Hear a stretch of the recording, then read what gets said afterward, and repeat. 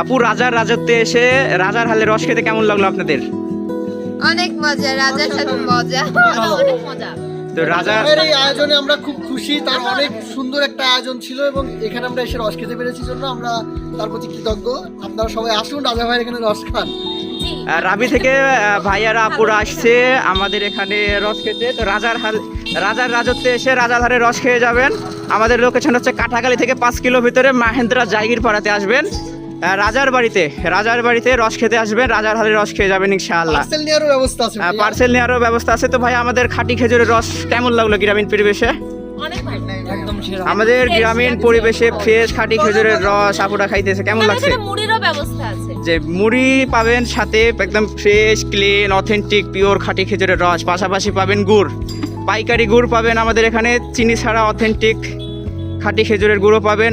এই ভাইয়ারা সব রাবি থেকে আসছে আমাদের এখানে রস খাওয়ার জন্য। একদম গ্রামীণ পরিবেশ, আমাদের রস খাওয়ানোর ব্যবস্থা আছে ইনশাআল্লাহ। সকলে আসবেন। তো ভাইয়ার আপনারা সবাই খুশি তো ইনশাআল্লাহ?